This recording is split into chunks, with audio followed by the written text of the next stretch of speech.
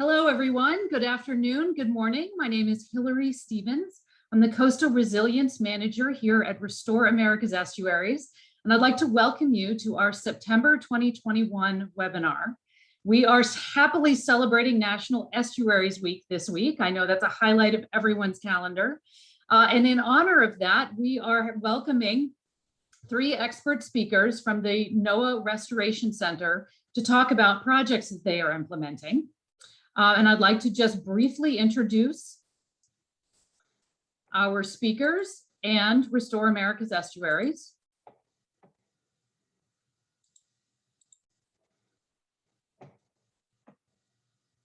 For those of you who may not be familiar, Restore America's Estuaries is a national nonprofit organization based in Washington, D.C. We are an alliance of 10 member groups that you see here located around the country, working to protect and restore their coastal resources. We serve as an advocate and a convener for these member groups, and indeed for anyone who cherishes and works to protect their coastal resources around the country. We have a lot of different things going on right now. This is a very, very busy time, and I will briefly touch on a few of them and then get right into our presentations today. Next month, in October 19th and 20th, we'll be hosting the 2021 Living Shorelines Tech Transfer Workshop. This is a hybrid event, so we will have folks gathering in Cape May, and as well, all of the content of that meeting, all of the sessions and the field trips will be available to the folks that are participating remotely. We would love to welcome you to that event, either in person or as a virtual participant. Please see more information at our website about that. Registration is open until October 1st.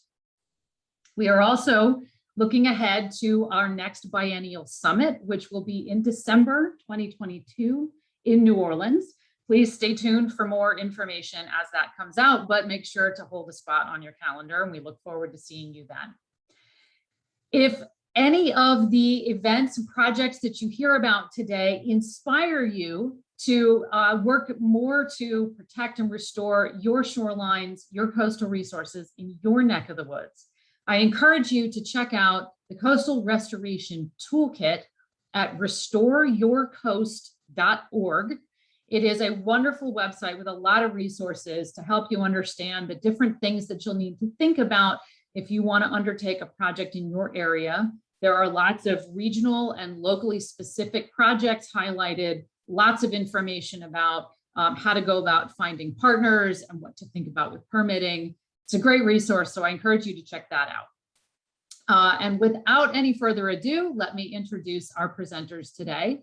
These are 3 experts from the NOAA Restoration Center. This is the Office of Habitat Conservation in NOAA Fisheries. John Floberg is stationed in Seattle, Washington. Krista McCracken is in Charleston, South Carolina, and Stephanie Reynolds-Westby is in Annapolis, Maryland, and they will all be talking about projects that they are working on. So with that,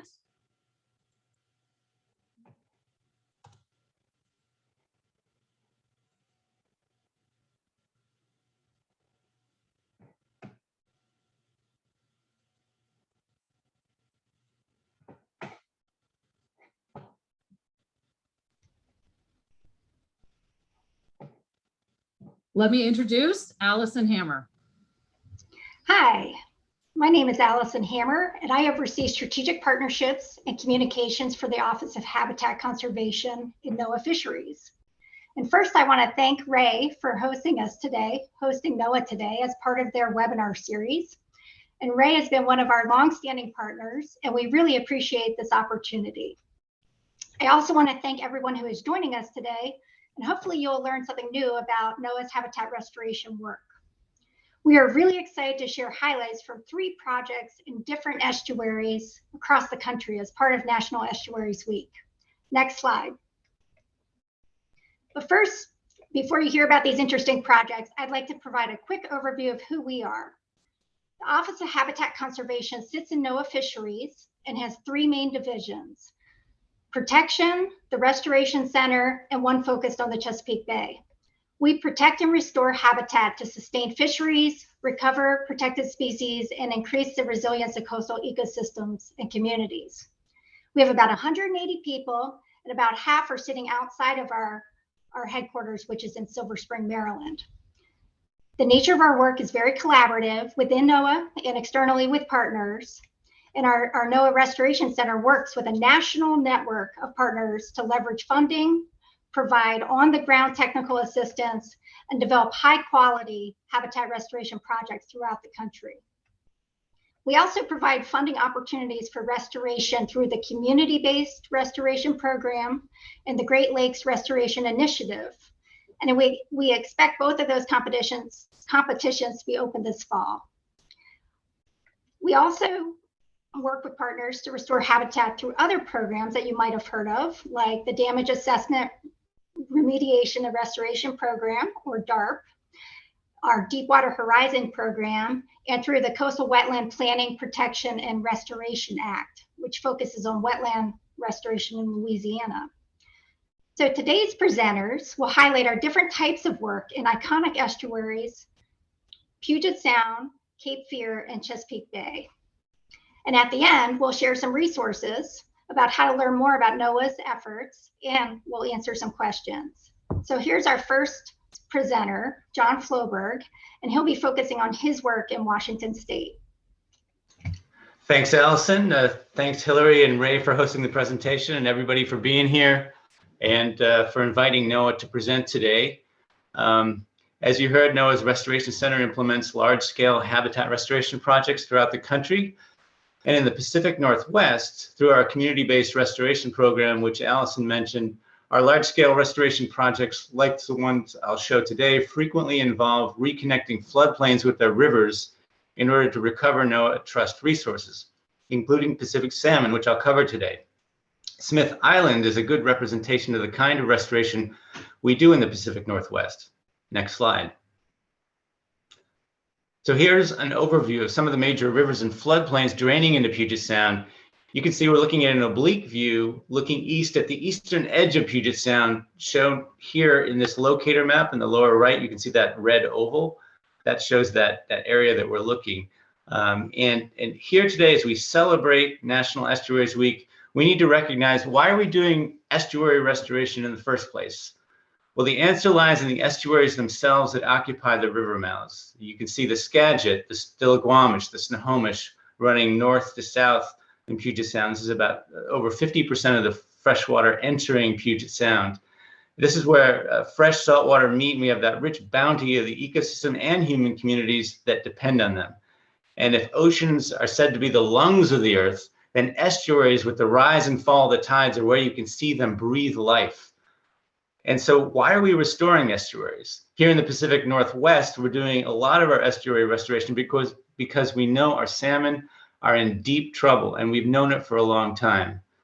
Chinook, the most prized species of salmon, were listed as threatened here way back in 1999, and the lack of estuary habitat was highlighted as a key limiting factor to recovery. Now, estuary wetlands in these floodplains are key to juvenile salmon. For example, as they hatch and get bigger and they swim down, they need these tidal wetlands to be able to make that successful transition from fresh to salt water. Unfortunately, we've lost 80 to 90% of these tidal wetlands for Chinook and other salmon, and recovery demands that we get some of those back.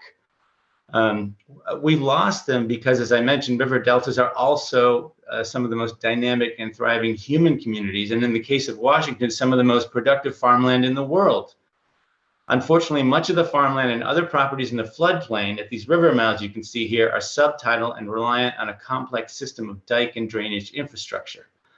So the challenge is to balance the needs. The challenge in doing these restoration projects is to balance the needs of both salmon and human communities. Therefore, projects must provide tidal wetlands for salmon, but also provide improved dikes and infrastructure that protect farms and communities from the increasing risk of coastal flooding from climate change and sea level rise, which is particularly important given that this infrastructure is aging. These dikes, these levees, some of them have been in place as much as 100 years. Next slide. So here's a closer view of that southernmost river that I showed in the last slide. the Snohomish Estuary, where NOAA has funded a number of wetland restoration projects. Here you can see outlined in color are the outlines of two of the largest, Quileute on the left side, and then Smith, that I want to cover today in more detail, outlined in red. So next slide. I'm excited to show you the Smith Island Restoration Project demonstrating this floodplain reconnection, helping not only salmon, but the human communities adjacent to them. And we've helped restore in this project over 300 acres of tidal marsh at Smith Island to create these benefits.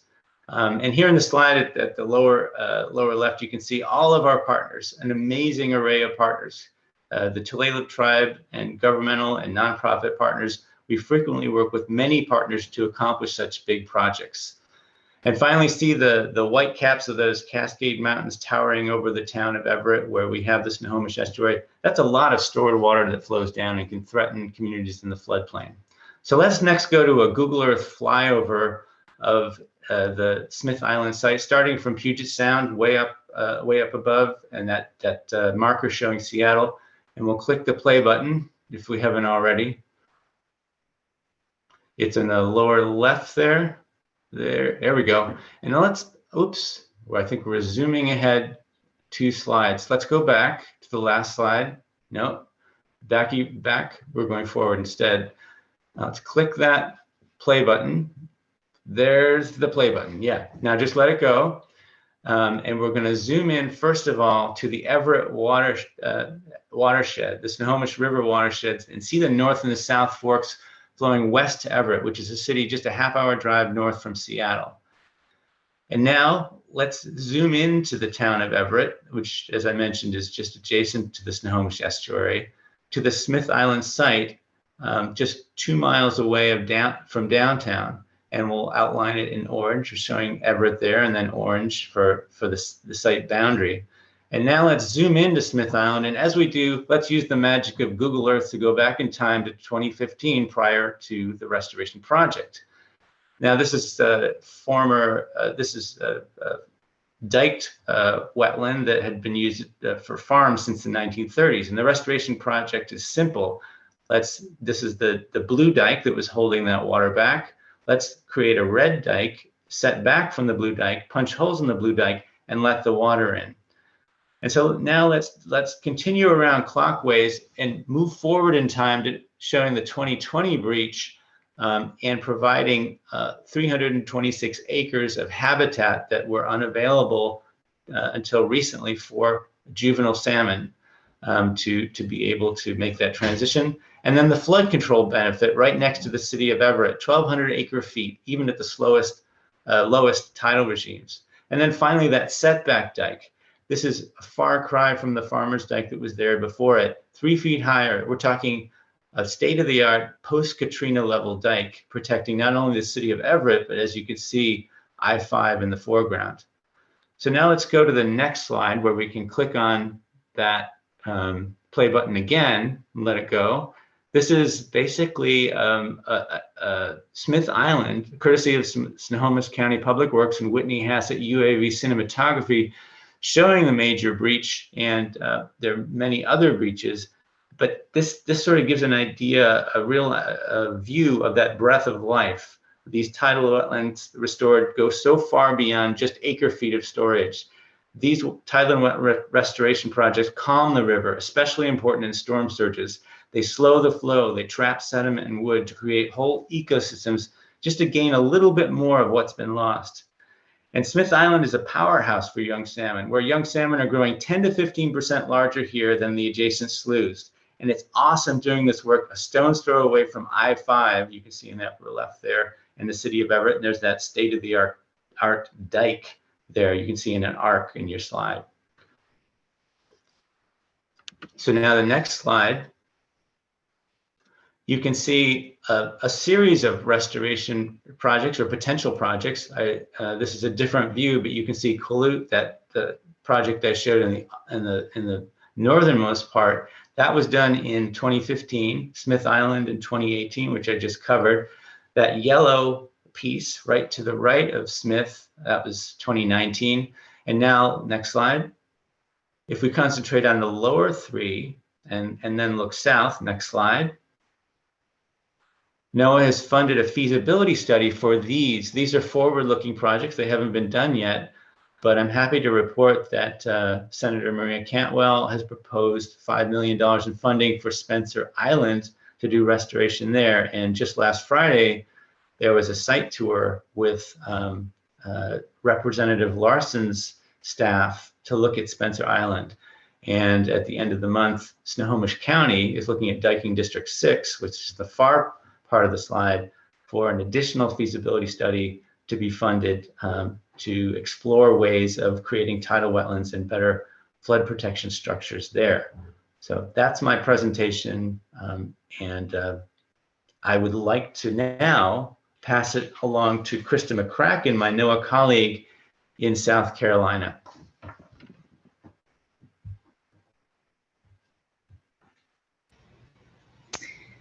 Give me 1 second here.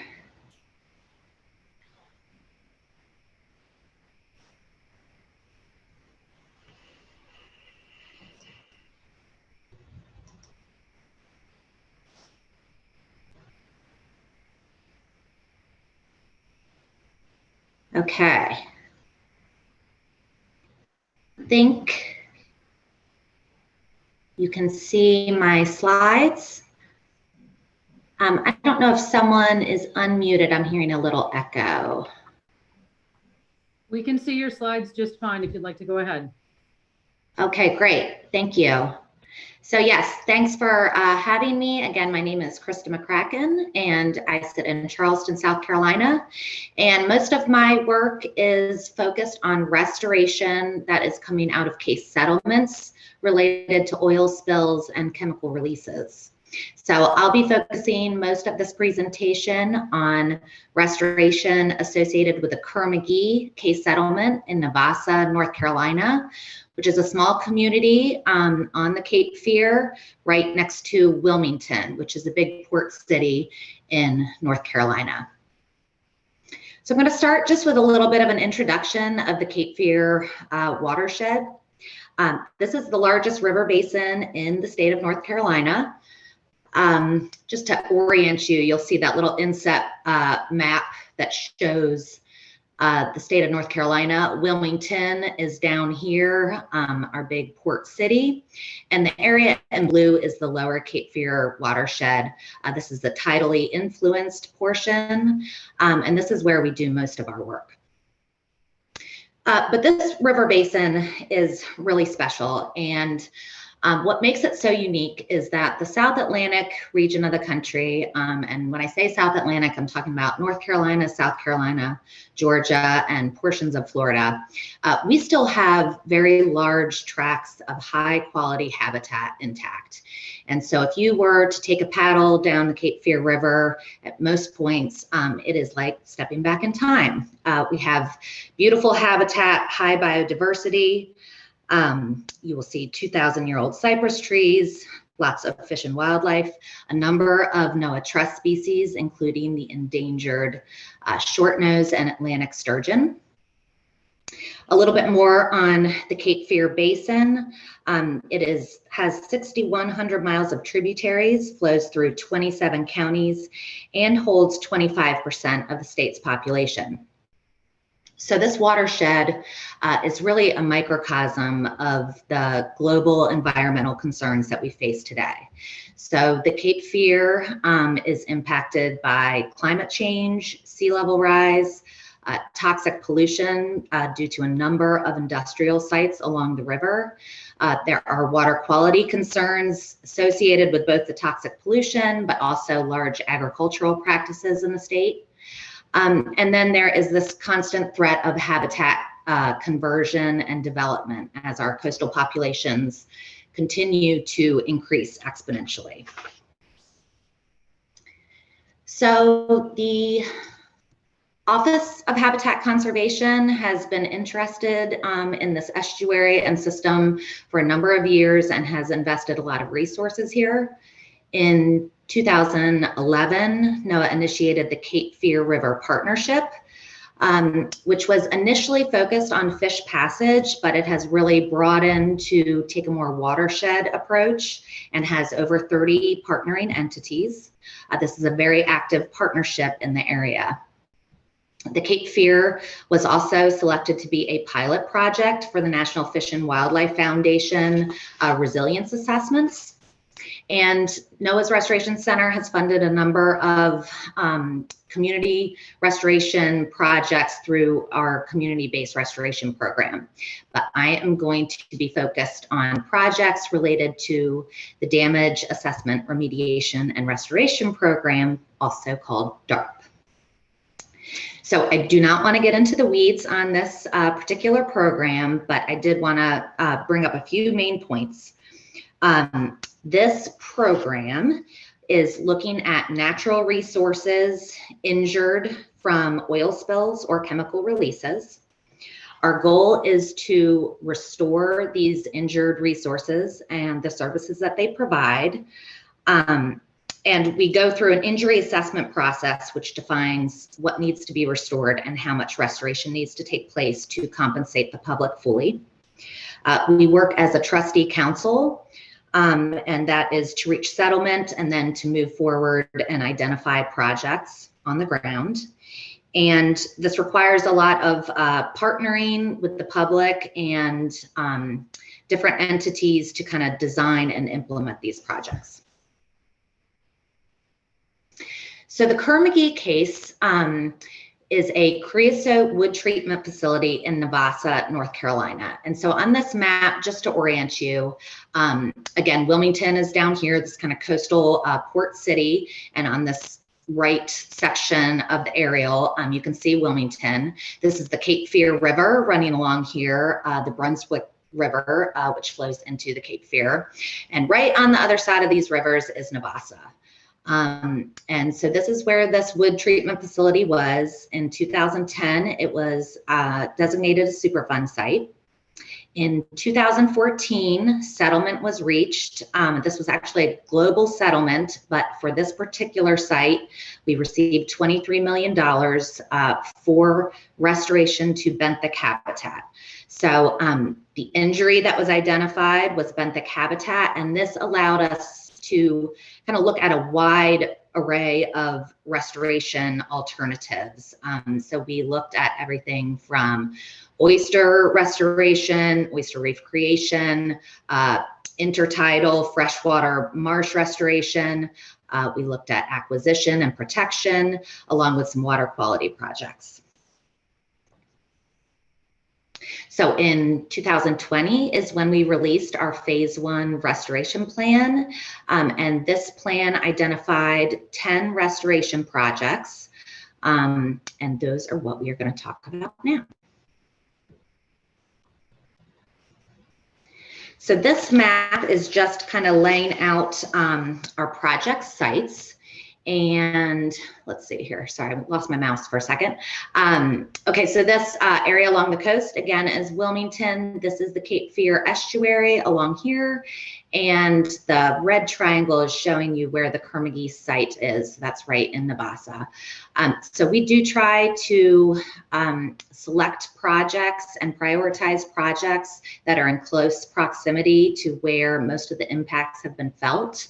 But all of these are in the lower Cape Fear watershed and this kind of tidally influenced area of the basin. And these are the 10 restoration projects that we selected for phase 1.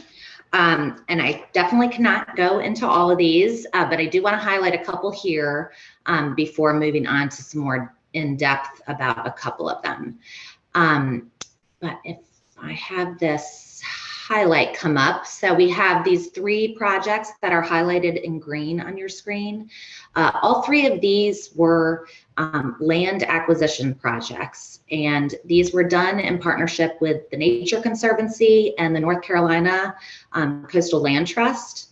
And these 3 projects have been completed. The properties have been purchased, and through their purchase, we have protected into perpetuity 1,700 acres of tidally influenced swamp forest, wetland, and bottomland hardwood forest.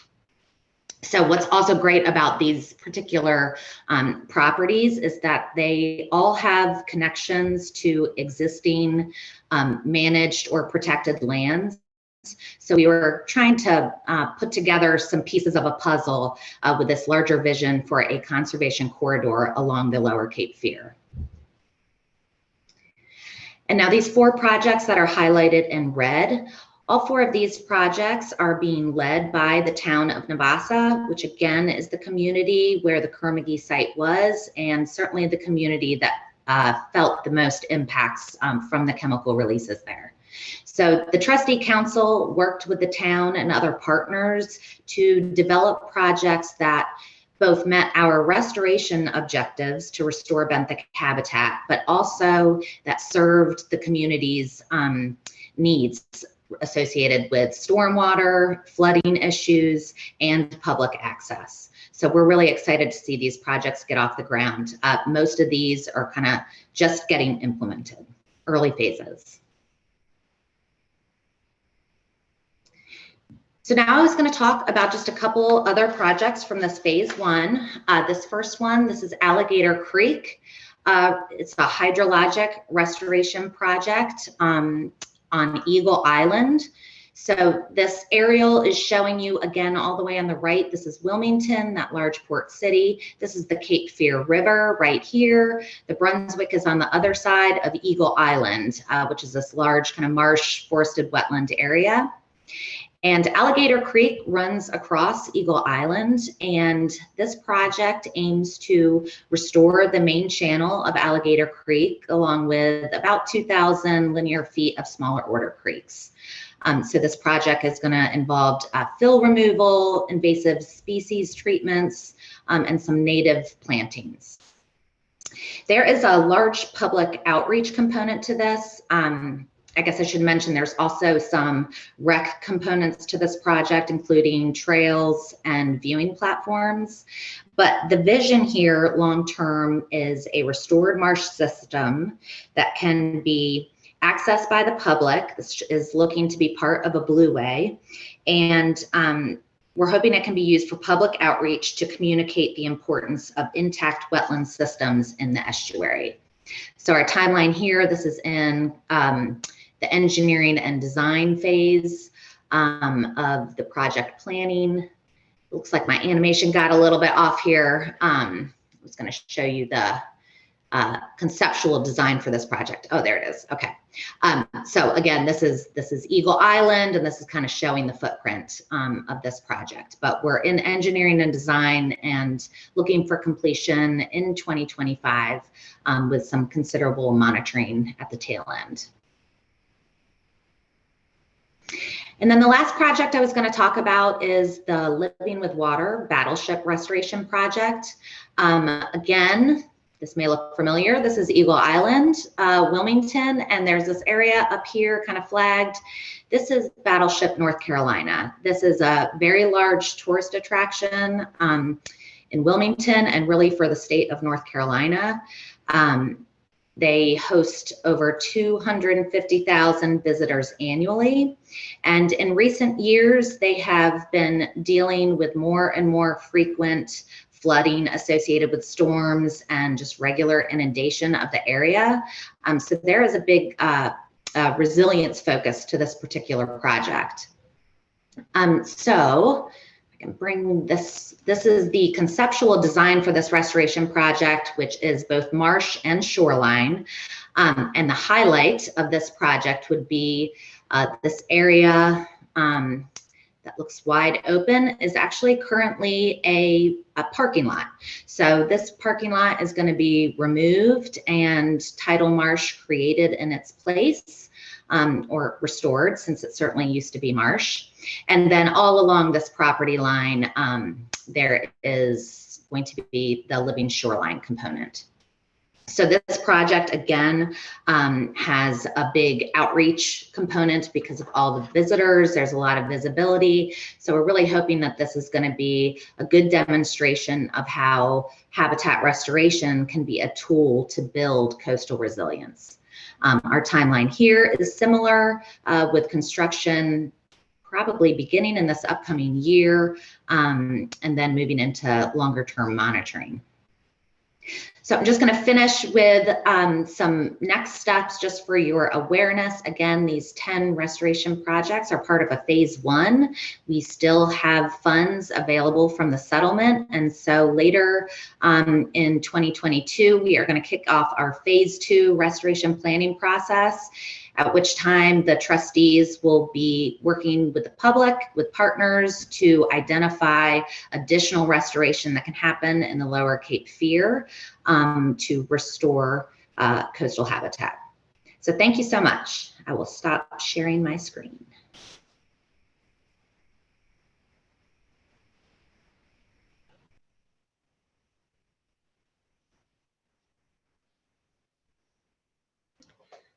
All right, thank you very much, Hillary and Krista. My name is Stephanie Reynolds Westby, and I am pleased to be here today to talk to you about some of the large-scale oyster restoration that we are doing in Chesapeake Bay. Next slide. And throughout this presentation, you will hear me say the word "we" a lot, and I just want to clarify that I by no means mean we NOAA. First of all, it's a multi-faceted within NOAA project that we've been working on for about half a decade here, longer in fact. But we also have a really terrific group of partners, and I didn't even put all of the partners on here. So when I say we, please know I'm trying to give full credit to all our wonderful partners on this. Next slide.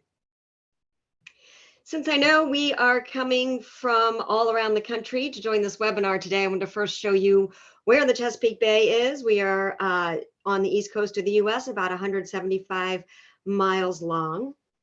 Next slide. And the oyster problem in the Chesapeake Bay is fairly dire. The estimates are that we are at about 1% of our historic levels of oyster populations in the Chesapeake Bay. And those oyster reefs, at least historically, provided tremendous ecosystem service value for the Chesapeake Bay. So fish habitat, water filtration among them. And of course, when you lose 99% of your oyster population and 99% of your oyster reefs, you also lose 99% of those ecosystem services. So NOAA and most of our partners really are here, not just oysters for oysters' sake, but really for those ecosystem services that they provide. We're really trying to do a large scale effort to bring back the oysters for the purpose of reestablishing those ecosystem services that they provide. Next slide. So we've been doing oyster restoration in the Chesapeake Bay for several decades. And between 2009 and 2014, we had some interesting policy initiatives that came down the pike that really kind of changed the direction we were going a little bit. One was an executive order under Obama, and the other was a joint federal and state policy agreement called the Chesapeake Bay Watershed Agreement, kind of an unusual joint policy there. And happily, those two policies in broad strokes share a common goal, which I've written out there. It's to restore oysters in 10 Chesapeake Bay tributaries by 2025 and ensure their protection. Now, prior to this, in the decades previous, we had been doing oyster restoration, but it tended to be smaller scale and kind of scattershot. You know, we would build a quarter of an acre over here in the Chesapeake, and then another half acre over here, and another, maybe we get to an acre someplace else, and pulling them together wasn't really, wasn't necessarily always amounting to a whole lot in terms of ecosystem services or self-sustainability. But those initiatives or early restoration efforts were important. They were foundational. We learned how to build reefs. We sort of scaled up a little bit. And then in this more recent era, we've tried to pull it all together. So I'll show you a little bit what that looks like. Next slide, please. So throughout this presentation, going down the left-hand side, you'll see the overall process that we used, and I'll pick out a couple of these things along the lines here. So I talked about the goal, and then working down through these in that blue frame. Next up was setting success criteria. So if you dissect that goal that I described a little bit, restore oysters in 10 Chesapeake Bay tributaries. Well, obviously we wanted to go big. Obviously, we wanted to ensure their protection, right? So we're not talking about harvest reefs anymore. We're really talking about sanctuary reefs. So these reefs that we're planning to rebuild aren't going to get harvested. They're going to get just left there for their ecosystem services. But even that word restore, right? Like, how many oysters do you need on a reef before it can be restored? How long do they have to sit there? And, you know, how do you know when one tributary is restored? We spent about a year on that question. I'm not going to go over what those success criteria are. If you're super interested, please screenshot this. But I think the important message is that we've spent real time on it. And before we started hauling off and building oyster reefs, we all agreed, not just NOAA, but our partners who were working on this, what does success look like, right? And then we could plan and build to meet those and then monitor relative to those success criteria. So those were really important. Next slide, please. So after that, next, we needed to select tributaries. We selected 5 in Maryland, which are the blue ones, and 5 in Virginia. So we're trying to spread out throughout the Chesapeake Bay. Next. And then we set about, for each of those 10 individual tributaries, we developed a plan, right? So again, for this tributary, what's the state of the oysters in it currently? And what do we need to do to bring each of those reefs and the whole tributary in line with those success criteria, and then mapped it all out, figured out what it was going to cost, and then went back and did that 10 times, one for each tributary. So on the right here, you'll see a map of Harris Creek. That was one of the 10 tributaries. And in this creek, we ended up, it's about 8 miles long, and we ended up restoring all of the green polygons that you see there, which adds up to about 350 acres of reefs in that river that are now meeting our reef level success criteria. And just to give you a sense of that, when we went in, there were about 3 acres that were meeting the success criteria in that one 8-mile long tributary. And then again, we're trying to do that in 10 different places. Next slide, please. So next step, of course, was to implement everything. So I talked a lot about oyster reefs and building oyster reefs.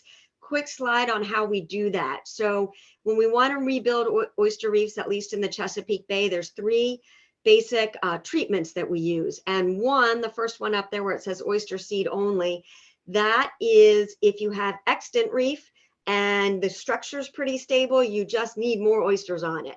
In that case, we have a terrific hatchery at the University of Maryland, produce oysters for it and plant oysters onto it. That's kind of the easiest or the lowest level of treatment. Working our way up, there are some reefs that basically don't exist anymore at all. So we need to put substrate down, and that's my foot there you'll see, along with some of the size substrate we're using, usually either stone or shell, to physically rebuild the reef. And if we are in a high natural recruitment area where you have enough local oysters that reproduce, we can just rely on natural recruitment. So we call that kind of second layer up, substrate only. And then there are some reefs where we have to physically rebuild the reef, and then we have to actually add oysters on top. And that's, of course, the highest level of treatment and the most expensive and the most difficult. Next slide, please. Then what we need to do is actually implement those, build those reefs, and monitor relative to success criteria. So how's all of this going, right? How far have we gotten on these tributaries? 6 out of the 10 tributaries are going to be completed by the end of this calendar year. And in fact, they all are at this point. And we've started restoration in the remaining 4. So we are pretty far along in terms of tributaries. If you look at it in terms of acres, we're planning to build 1,800 acres of reefs across those 10 tributaries. Currently, we've got 1,100 built. It's actually more than that, just haven't tallied this year's construction yet. So about 60% of the way there by acreage. This is pricey business. We have spent $65 million to date on this project, and we're about 60% of the way done.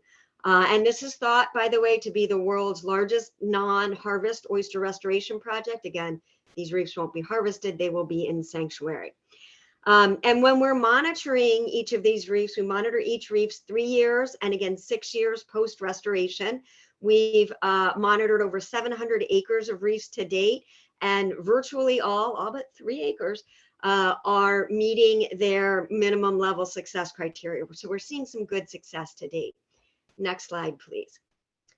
And here's a quick video of what things looked like prior to restoration. Again, this is a typical site in Harris Creek.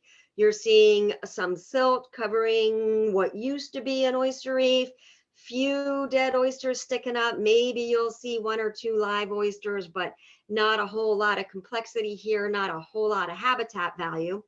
If you go to the next slide and play the next video clip, this is what we're seeing typically afterward. You can see that tremendous reef structure that does 2 things for us. One, it provides fish habitat in and of itself. I guess the 3 things. The second thing it does is there's a lot more live oysters than there used to be. Typically between 15 and 50 oysters per square meter is what we're shooting for. And the third thing it does is that future generations of oysters are actually free swimming in their larval phases.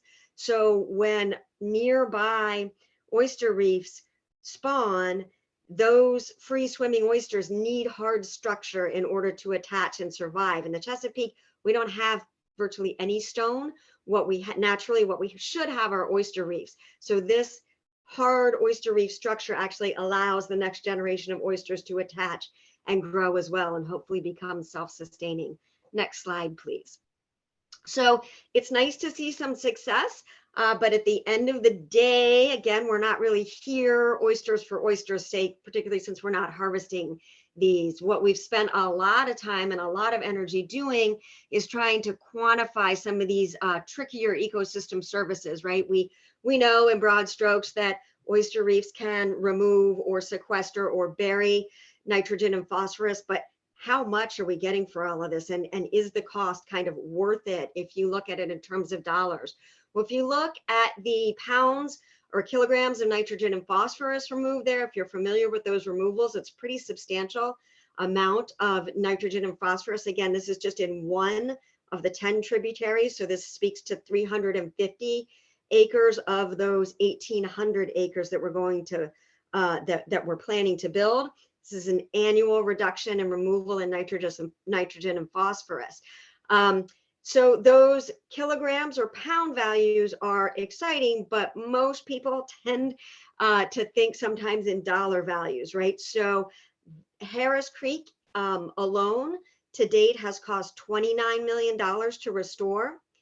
And this one ecosystem service of nitrogen and phosphorus reduction, if you assign dollar values to that, you get about $3 million annually in nitrogen and phosphorus reductions, right? So if you take those two, you're looking at about a 10-year return on investment for the cost of building these reefs just for the price of this one ecosystem service alone. Next slide, please. And of course, next. And of course, this is not next. This is not the only ecosystem service that we're seeing as a result of these reefs that we've constructed. So we had some modeling work done and pulled some economists into the mix. And what we learned is that now we're not just talking one restored tributary here, but 3 of the 10 tributaries together. When you combine those and you model the commercial fisheries impact, and again, bring in some economists to assign dollars to all that, you get some pretty interesting numbers. And again, you can screenshot it if you want to dissect these, but I'll just talk about dollars here. We are expecting once the reefs in these 3 tributaries reach 10 years, which is considered a fully mature reef, we should see a tremendous increase in blue crab harvest. Now, you're not allowed to harvest the oysters from these reefs commercially or recreationally, but you can harvest other species, including blue crabs, which are expected to increase. And if you add mostly that blue crab harvest, but also some other species that are expected to increase due to this reef construction, you end up with an annual dollar value of about $11 million. And if you take all of the dollar values for things like people buying licenses and buying fuels and charter boat fishings and all those things that were expected to increase, you end up with a $23 million annual regional economic impact. So if you're an economist, you would talk about direct plus indirect plus induced effects. Most of us, that's a little bit in the weeds. And again, to restore these 3 tributaries is projected to cost about $64 million. all said and done. But again, if you're looking at 11 million plus $23 million annually return on investment, that's a pretty good time frame turnaround, just a couple of years before you have that funding back again in these other ways. So finally here, I just wanted to talk about the last step, which of course we're always looking to adapt. We're always looking to improve, to understand our lessons learned. So I'll run down a couple of these quickly. One is that early stuff we did where we were setting a common goal, we were pulling partners together, we are clearly defining what success means. Those things took a lot of time, and there were days when it was really rather be preferable to just start building reefs rather than do that. But that groundwork really seems to have paid dividends in terms of being able to quantify success and pull in happily an expanding group of partners. Another lesson learned is that oyster restoration is expensive, right? You saw some eye-popping numbers there, $65 million to date, and we're only about 60% of the way through. So it's expensive, and the ecosystem services you get back may arguably make this a really good, not just ecological investment, but dollar investment as well. And conserving what you have, had we done that 50, 100, 200, 300 years ago, probably would have been less expensive. All along, wherever you can let nature do the work for you, it's usually preferable. And finally, note that in all fairness, not everybody loves this project. We've had some really big bumps in the road. First of all, for starters, the fact that some of these areas that I described once were available for commercial harvest and are now not available, partly so that we can do this large scale oyster restoration work. So the commercial harvesters used to be able to harvest in some of these areas, now they can't. And that is a genuine loss for that community. Might there be dividends down the road? Our modeling shows that there might be, but in the meantime, that is a genuine hardship for those communities, some of whom have harvested here for generations. So nothing comes for free, it's all a trade-off. And other thing, full disclosure, we had some contractors who piled up some of our stone too high, and we had some boats run aground on that. That has been fixed since then, but that did not buy us any friends and made it a lot harder when we wanted to move on to the next tributary and once again use similar methodologies. We really had to clean up our QA/QC process for doing that, and hopefully got some folks back on board again.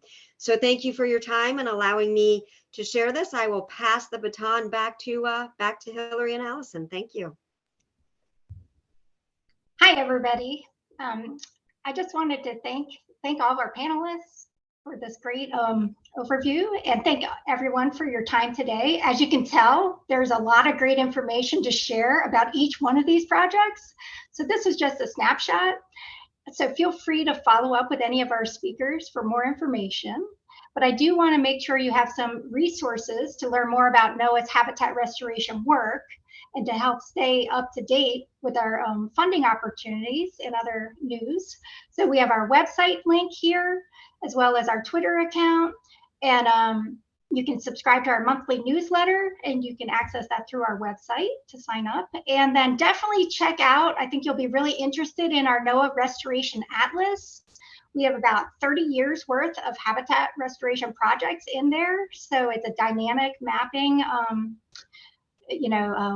kind of website. And so those are great resources. And I just wanted to thank everyone again. And now we'll open it up for questions. So back to you, Hillary, to take it over. Terrific. Thank you so much. These have been some fascinating talks and great geographic diversity as well to see the Atlantic and Pacific coasts represented. So thank you. At this point, I will invite our audience. If you have any questions, please feel free to drop them in the chat. And I will be handing those off, and I'll invite our speakers to flip their cameras back on if they'd like. Our first question is from Eva. Hi, Eva.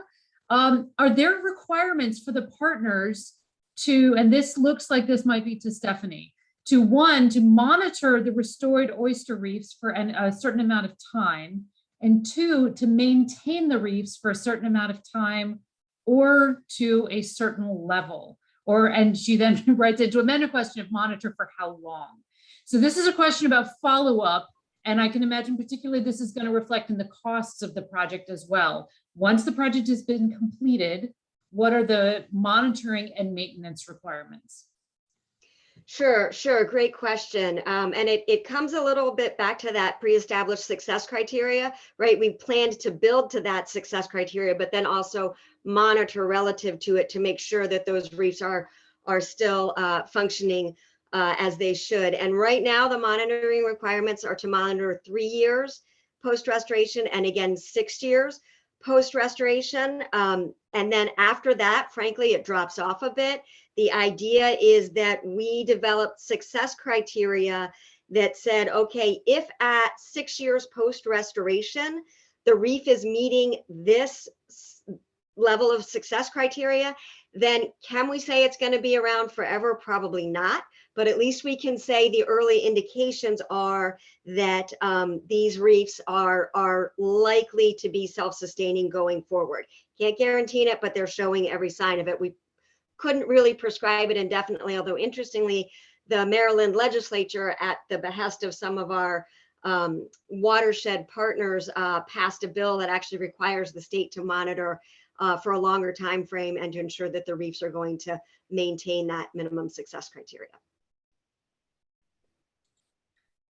Thank you. Okay, our next question is from Dan, and he's wanting to confirm, and I believe this is also to Stephanie. I'm not sure exactly when he put this in, but he's checking that this is $60,000 per acre is the cost associated. And it looks like this is in reference to 65 million spent on 1,100 acres. Does that sound right? Yeah, I think you have to be a little bit careful about assuming that, because some reefs are wildly expensive per acre. Some places that, partners are building kind of Cadillac reefs, building them really high, building them out of big material, putting a lot of seed on them. That costs a lot more. Some of that is partner preference and ecosystem service that you get. Some of that is also the current state of the reef that you're trying to restore, right? So other reefs cost much less than that per acre. So if you actually break it down, it's yes, you could say that on average, but virtually none of them cost that average. There's a few acres that are hugely expensive, and then a lot of acres that are less expensive than that. But yes, if you want to do the math, which is why I didn't do the math specifically, because it can be a little bit misleading. But yeah, if you want to pull out the average, yes. Okay, thank you for clarifying. As with many of these projects, there are a lot of upfront costs associated with the planning, the design, and the permitting and so forth, and that doesn't get sort of dispersed evenly over the whole project. So yes. Okay, are there other questions for our panelists today?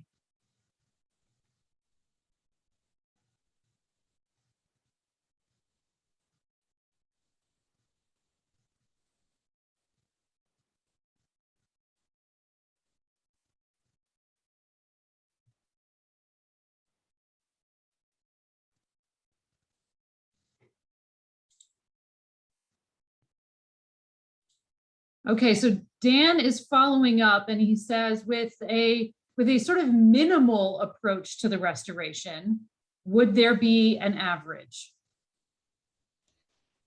If he can email me afterward, I can pull that. I don't have it at my fingertips, but yeah, there is. Yeah. Okay, thanks, and Dan. It's a lot less than 60,000. I just don't know what if it is off the top of my head. Sure thing. Okay, Dan, thank you for your interest and for your questions. We encourage you to follow up directly with Stephanie afterwards, and she can get back to you with more details. Next question. How do the oyster collectors or fishers know which areas are off limits? Yeah, they are given a, there are buoys out that mark the entire sanctuary. We can't mark every reef because it would be just a ski slalom of, nothing but buoys, but the entire, and it's one of the reasons why we wanted to go with this approach of restoring whole tributaries rather than a reef here and a reef there, because it should be easier both for commercial harvesters to know everything above this line, upstream of this line. is closed to commercial harvest, and also for law enforcement to help with that. So there are floats marking it. Also, when each, at least in Maryland, when each harvester gets a license renewal at the beginning of the year, a map is issued of where all of the sanctuaries are, not just the ones we're restoring. Okay, and we've had a question about getting the map back up, and I am working on that. And Eva follows up with her question about monitoring and maintenance for John and Krista. If either of you have comments about monitoring and maintenance that you could pass along. Well, this is John. Yeah, thanks, Eva. Each of these projects in the floodplains are very different from each other in terms of the partner suite involved. Typically, there are tribal interests and federal, state, and local interests, as well as adjacent farmers. And so that long-term agreement varies in each case, but in each case, there's a real strong emphasis on not only looking to monitor for keeping that habitat, but also to look at the success of that. And that includes internally at NOAA, where we have the NOAA Fisheries Science Center looking at Smith Island, and that's how I was able to cite the 10 to 15% better performance of Chinook young at the Smith Island site relative to other areas. So monitoring the success and knowing that we're doing what we think we're doing is really important in all of these projects. And if you want specific information about Smith or the projects that we're doing out here, Eva, please send me an email. And I'll just jump in real quickly. In general, the projects that I was talking about associated with Kerr-McGee, most of the active restoration projects have a 3-year monitoring plan associated with them. So kind of the baseline immediately post-construction, and then about 3 years post-construction. But they're all kind of monitoring different criteria. Okay, thank you. I'm going to go ahead and jump in here and share my screen again in response to Holly.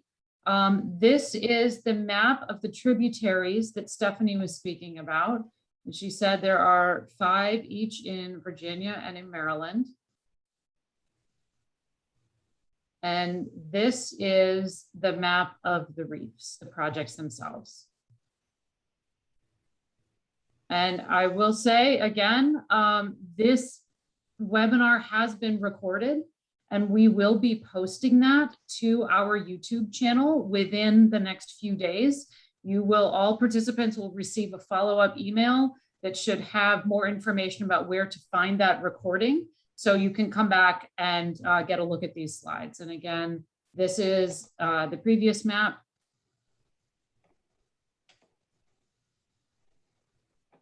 All right. And we are coming up towards the top of the hour. So at this point, I want to take a minute again to thank John, Krista, and Stephanie for sharing their expertise with us about these projects, and Allison for coordinating all of this and bringing it together. It's really a pleasure to have all of you here, and it's really exciting to hear about some of the successes that we're seeing with these projects. Again, wish everyone a very happy National Estuaries Week. You will receive a follow-up with the recording, information about the recording of this webinar. And we look forward to webinars coming out later this fall, as well as I said, the Living Shorelines event will be in New Jersey. And please check out our website to get more information about that. Again, thank you to everyone for joining us today, and enjoy the rest of your week.